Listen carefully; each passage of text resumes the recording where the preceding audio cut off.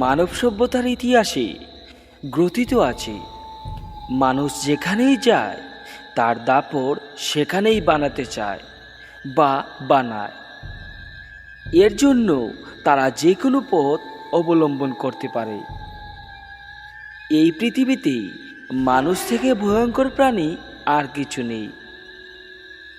এই দাপট, এই অসীম ক্ষমতার লোভে মানুষ কি করতে পারে তা আজ আপনারা শুনতে চলেছেন। শুনতে থাকুন আমাদের আজকের গল্প উচ্ছিষ্ট।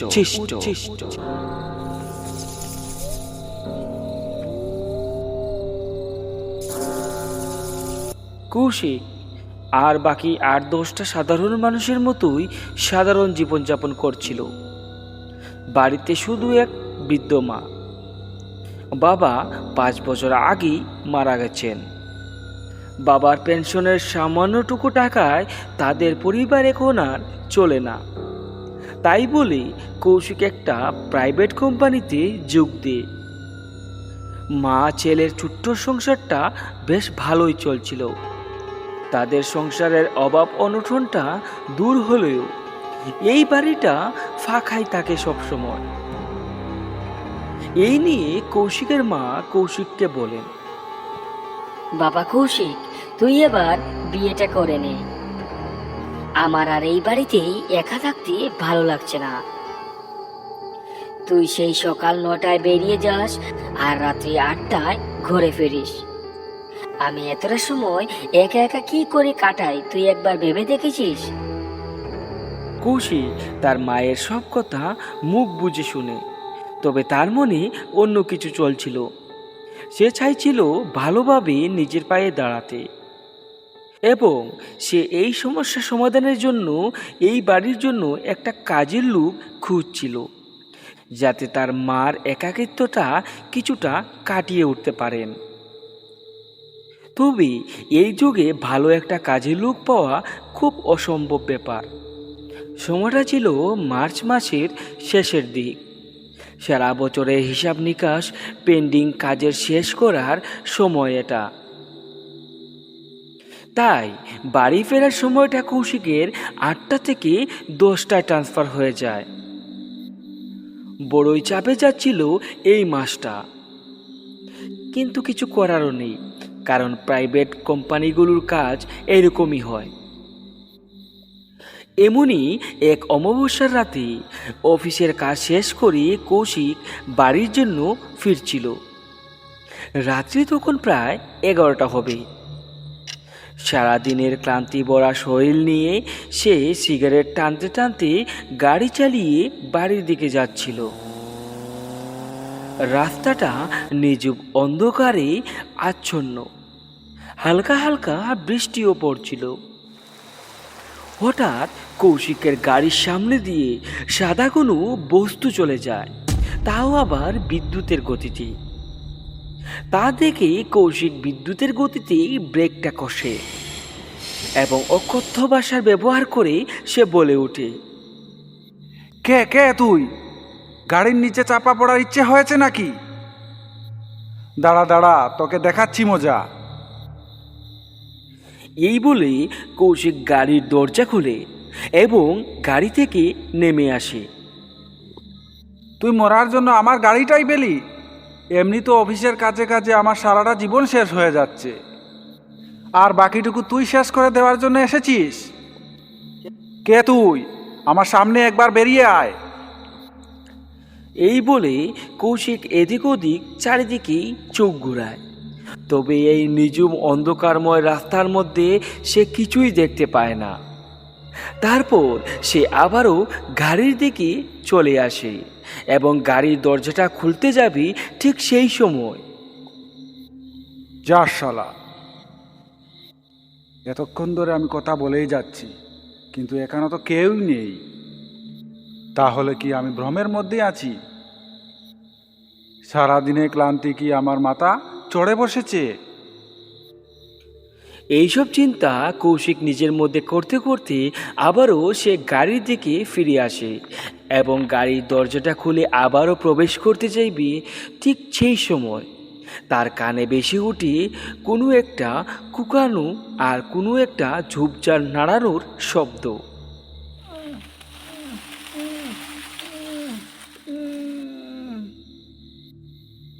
এত রাত্রিতে কান্না, কই?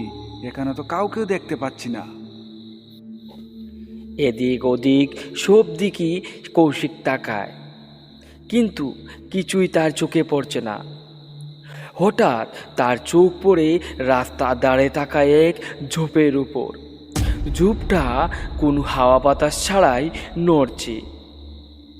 এবার সে অনুমান করে সেই শব্দটা এই ঝোপের ভিতর থেকেই আসছে।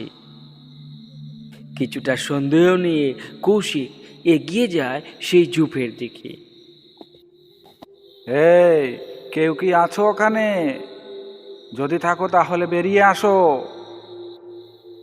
এই বলে সেই ঝোপটা হাত দিয়ে হালকা স্পর্শ করতেই বেরিয়ে আসে এক সুন্দরী মহিলা, যার সমস্ত শরীরে রয়েছে কাটা ছেঁড়া আর চার থেকে বের হচ্ছে রক্ত। পরনে ছেঁড়া শাড়ি আর চুলগুলো খোলা, যেন পাগলের মতো। মেরো না, মেরো না, আমাকে ছেড়ে দাও, ছেড়ে দাও আমাকে, আমাকে দয়া করে ছেড়ে দাও। শান্ত হও, শান্ত হও, আমি তোমাকে মারবো না। কে তুমি? আরে এত রাত্রিতে এই জঙ্গলের ঝোপে কি করছো? আর তোমার এরকম অবস্থাই বা কেন? কি হয়েছে তোমার?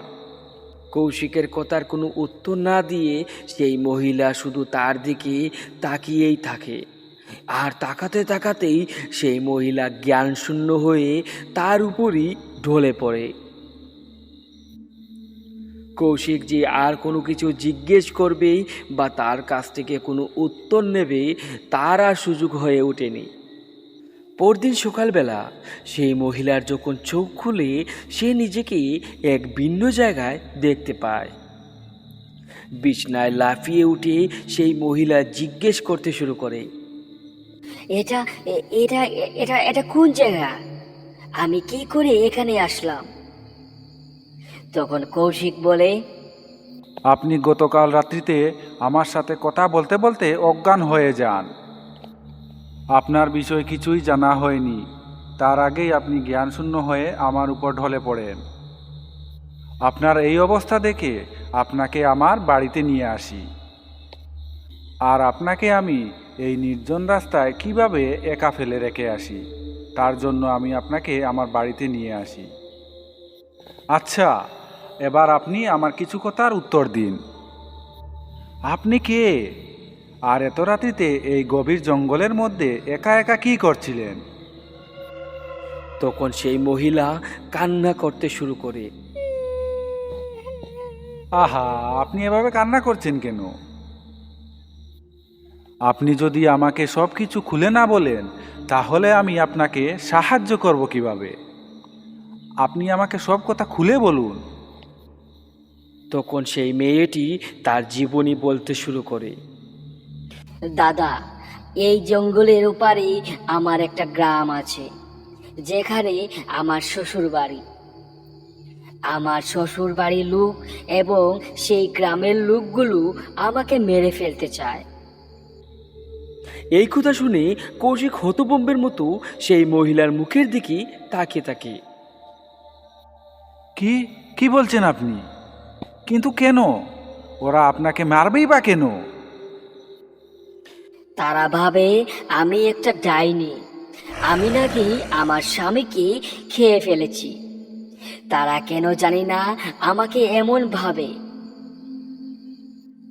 কিন্তু বিশ্বাস করুন দাদা, আমি এরকম কিছুই করিনি। ছি ছি ছি ছি ছি ছি, এরা কি মানুষ? দেখেছো মা, গ্রামের মানুষগুলো এখনো কি ধরনের কুসংস্কারে আবদ্ধ। তার স্বামীর একটা স্বাভাবিক মৃত্যুর জন্য তারা সবাই ওকে ডাইনি বলে আখ্যা দিচ্ছে। ছি ছি ছি ছি ছি ছি ছি। এরকম এক একটা লোককে লোকাপে ভরে দেওয়া উচিত।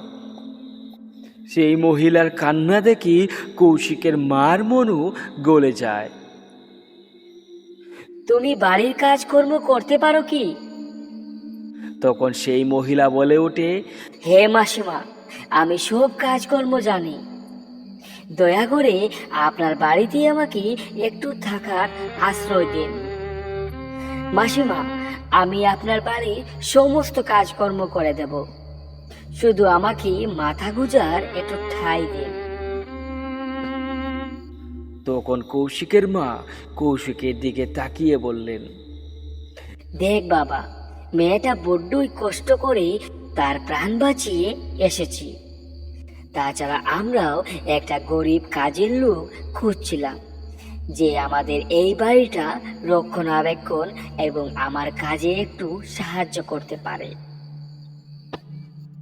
আমরা তাকে রেখে দিই, সে নিজের বাড়ির মতোই এখানে থাকবে এবং কাজ করবে, আর আমারও একটা গল্প করার মতো সঙ্গী হয়ে যাবে।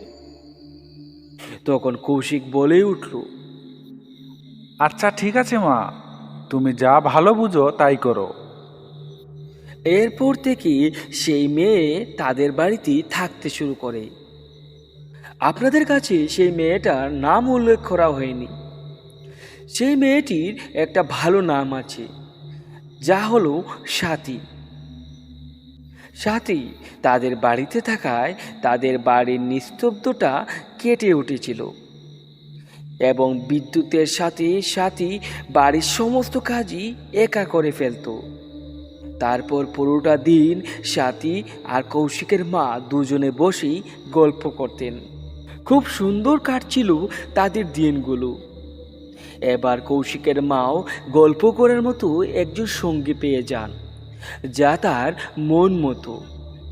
ওদিকে কৌশিকও তার একঘেয়েমি মেজাজ থেকে খানিকের জন্য পরিবর্তন হয়। সেও রাত্রিতে এসে তাদের আড্ডায় যুক্ত হয়। সাথী, কৌশিকের মা এবং কৌশিক, তারা তিনজনই রাত জুড়ে আড্ডা দেন। সাথী তাদের জন্য যেন ব্যাগ ভর্তি করে আনন্দ আর ফুর্তি নিয়ে এসেছে। তারা সাথীকে পেয়ে অনেক খুশি। তবে এই খুশি কতদিন আর টিকল? একদিন দুপুরবেলা কৌশিকের মোবাইলে ফোন আসে। সে অফিসে ছিল। ফোনটি তার ঘর থেকেই আসছিল। কাজের ব্যস্ততার জন্য সে তার ফোনটা রিসিভ করেনি।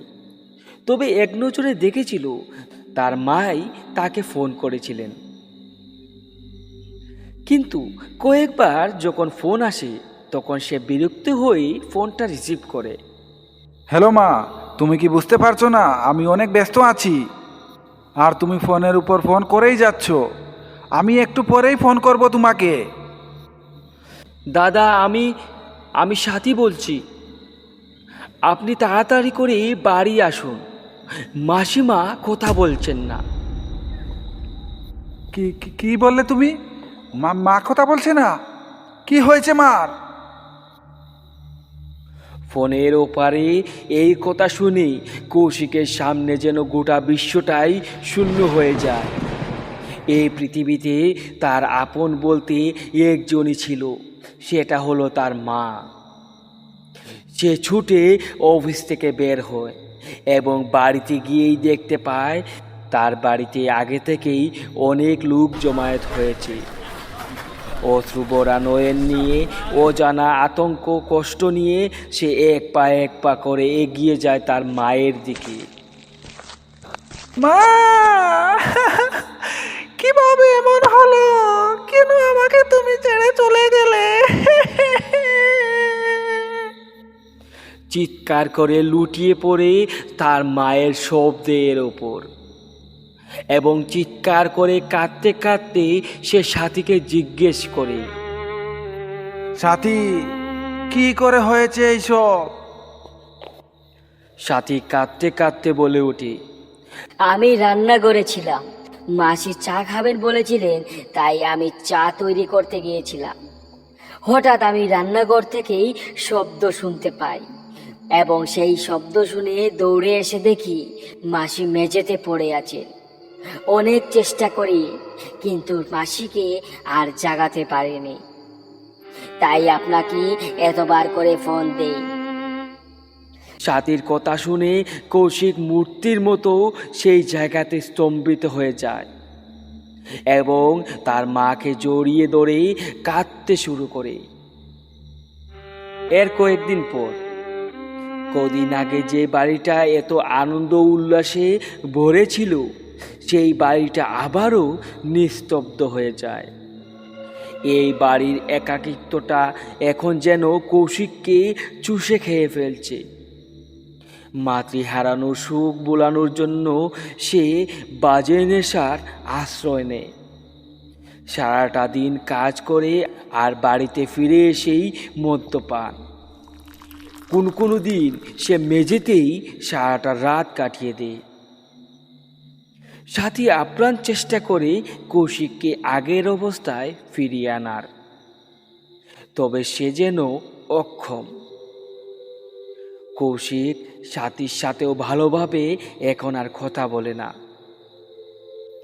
এইভাবেই 15 থেকে 20 দিন চলে যায়। তবে কৌশিক মদ্যনেশায় থাকলেও সে একটা জিনিস রোজ অনুভব করে।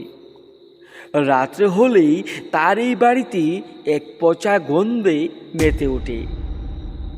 এই পচা গন্ধে সে এবার বিরক্ত হয়ে ওঠে এবং সে একদিন ভাবে, না, এই বাড়িটা ভালো করে তদন্ত করা দরকার।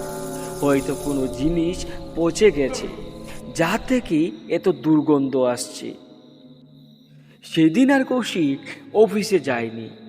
সারাটা দিন বাড়ির এদিক ওদিক সব কিছুই খোঁজাখুঁজি করে, কিন্তু বাড়িতে এমন কোনো কিছু সে দেখতে পায়নি যা থেকে এত বাজে গন্ধ আসছে। এবং সেদিন সে বাইরে না যাওয়ার কারণে নেশাও পান করতে পারেনি।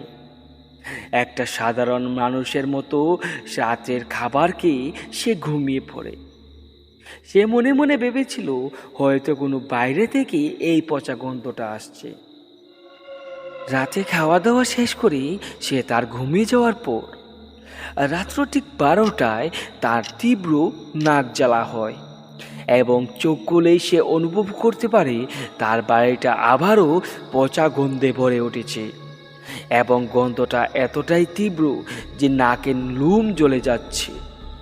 বাকি দিন সে এই গন্ধটা পেলেও সে এত ক্ষমতা নেই যে সে উঠে তদন্ত করে দেখবে। তবে সে আজ একদম স্বাভাবিক। তাই সে ঘুম থেকে উঠে এবং সেই পচা গন্ধটাকে অনুসরণ করতে করতে তার রুম থেকে বের হয়। বাইরে গিয়েই সে দেখতে পায় সাথীর ঘরের দরজাটা খোলা। সাথীর ঘরের দরজাটা এত রাত্রিতে খোলা কেন? তারপর তার নজর আবারও চলে যায় সেই পচার গন্ধটা অনুসরণ করতে। গন্ধটা তার পশ্চিমের এক ঘর থেকে আসছিল, যেখানে ঘরটা সম্পূর্ণই ফাঁকা। তবে দিনের বেলাতে সে এই ঘরটাকে তল্লাশি করেছিল, তখন তো সেই ঘরটা একেবারে পরিষ্কার পরিচ্ছন্ন ছিল। এই বাড়িতে মোট 5খানা ঘর আছে, যার মধ্যে 3টি ঘরে তার মা, সাথী এবং সে থাকত, এবং একটি ঘর স্টোর রুম। এবং যে ফাঁকা ঘরটি রয়েছে তার মধ্যে কেউই থাকতো না। এবং সে অনুমান করল সেই ঘর থেকেই ইঁদুর পচার মতো একটা গন্ধ আসছে। এবার সে এগিয়ে গেল সেই পশ্চিমের ঘরটার দিকে। ঘরের সামনে যেতেই সে হতবাক হয়ে যায়। সেই ঘরের যে তালাটা ছিল সেই তালাটা খোলা, অথচ সেই ঘরের তালাটার চাবি তার কাছে এখনো আছে, যা তার ড্রয়ারে রাখা। তাহলে এই ঘরের তালাটা কিভাবে খুলল? দরজাটা হালকা হাত দিয়ে একটু হেলিয়ে দেখল। তারপর সে যা দেখতে পেল তা দেখে তার পা ভূমিকম্পের মতো কাঁপতে থাকলো। সে দেখতে পেল সেই ঘরে বসে আছে সাথী। সাথী? সাথী এখানে এত রাত্রিতে কি করছে? আর সে কি ভঙ্গিময় বসে আছে? আর সে কি ধরনের পোশাক পরে আছে? সে কি সাথী না অন্য কিছু? সাথী সেই ঘরের মধ্যে বসে আছে এবং সে নিজের সাথেই যেন কথা বলছে। দাও দাও, এবার আমাকে শক্তি দাও। কৌশিক এবার দরজাটা আরো হালকাভাবে হেলিয়ে দেখল। একই ভঙ্গিমায় সাথী বসে আছে, পরনে কালো কাপড়, গলায় মুন্ডুমালা, আর তার চুলগুলো ছাড়া, যেন এটা কোনো মানুষ নয়, কোনো পিশাচিনী তান্ত্রিক। তাকে দেখে মনে হচ্ছে এটা কোনো কালো জাদুর তন্ত্রে লিপ্ত কোনো কালো তান্ত্রিক। সাথীর এই বিবস্ব চেহারা দেখে কৌশিক বুঝে যায় তার মার মৃত্যুর আসল কারণ কি। ওদিকে সাথী একটা থালিতে কিছু পচা ভাত, পচা মাংস আর রক্ত দিয়ে বুক সাজিয়ে অর্পণ করছে এক অদৃশ্য দেবতাকে, যার সামনে সে দাঁড়িয়ে আছে এবং তার এই বিবস্ব ভোগ শিকারও হচ্ছে। তার সামনে এই বিশাল কায়া ছায়া মূর্তিটা পাগলের মতো সেই পচা মাংস ও রক্ত এইগুলো ভোগ করছে। কৌশিক এই দৃশ্য দেখেই বুঝে যায় সাথী কোনো সাধারণ মানুষ নয়, কেন গ্রামবাসীরা তাকে মারতে চেয়েছিল। এটা শয়তান, কোনো শয়তানের কাজই হতে পারে এরকম। তার পরীক্ষণেই কৌশিকের মনে পড়ে যায়, তাহলে এই রক্তটা আর কারো নয়, এই রক্তটা আমার মায়ের। আমার মায়ের রক্ত দিয়ে সে শয়তানের ভোগ দিচ্ছে। এত বড় সাহস ওর! শয়তান, শয়তান পিশাচিনী, তোকে আমি এবার শেষ করে দেব, শেষ করে দেব আমি তোকে। ও, তাহলে তুই সব কিছু দেখে ফেলেছিস? হ্যাঁ বিশ্বাসঘাতিনী, আমি সব কিছুই দেখে ফেলেছি। তাহলে তুই আমার মাকে হত্যা করেছিস? তুই দেখে ফেলেছিস তাহলে সব কিছু, এবং জেনেও গেছিস? হ্যাঁ, আমি তোর মাকে মেরে ফেলেছি। কি করব? আমার ইষ্টদেবকে ভোগ তো লাগাতে হবে। আমার ইষ্টদেব উচ্ছিষ্ট খাবার খায় আর পচা রক্ত। তাই তোর মার সব রক্ত আমি চুষে বের করে নিয়েছি। পাপিনী, আমি তোকে অসহায় বলে আমার ঘরে ঠাঁই দিয়েছিলাম, আর তুই আমার এই সর্বনাশ করলি। আজ তোকে আমি ছাড়বো না। এই বলেই কৌশিক সেই সাথীর উপর ঝাঁপিয়ে পড়ে এবং তাদের দুজনের মধ্যেই ধস্তাধস্তি শুরু হয়। তবে এক সাধারণ মানুষের থেকে অনেক গুণ শক্তিশালী ছিল সাথী। কৌশিকের এত আঘাত প্রঘাত কোনো কিছুই যেন তার শরীরে লাগছিল না। সে হাজার চেষ্টা করেও তার কোনো ক্ষতি করতে পারেনি, অথচ সাথী তাকে এক ধাক্কা দিয়েই অনেক দূরে ছিটকে ফেলে দেয়। সাথীর গায়ের এত অস্বাভাবিক শক্তি দেখেই কৌশিক বুঝে যায় তার সাথে কোনো শারীরিক শক্তি দিয়েই মার করে বা যুদ্ধ করে জয়ী হতে পারবো না। তাই সে সেই ঘর থেকে পালানোর চেষ্টা করে। তবে ঠিক সেই মুহূর্তেই পিছন থেকে ঝাঁপিয়ে পড়ে সাথী তার উপর এবং তার গলায় তার দাঁত বসিয়ে সমস্ত শরীরের রক্ত চুষে নেয় এবং চিরতরের জন্য কৌশিক নিস্তব্ধ হয়ে মাটিতে লুটিয়ে পড়ে। এরপর থেকে এই বাড়িটা চিরতরের জন্যই নিস্তব্ধ হয়ে যায়। এই ঘটনার পর রাত্রিতে কোনো মহিলা মানুষ একা হাঁটতে দেখলে কেউ আর তাকে সাহায্য করতে আসে না। আপনারা এতক্ষণ শুনছিলেন আমাদের আজকের গল্প উচ্ছিষ্ট। গল্পটা যদি আমাদের ভালো লাগে তাহলে অবশ্যই আমাদের ইউটিউব চ্যানেলটাকে সাবস্ক্রাইব করে যেতে ভুলবেন না। দেখা হচ্ছে আবারও কোনো নতুন ভৌতিক গল্পে। ততক্ষণের জন্য সবাইকে শুভরাত্রি।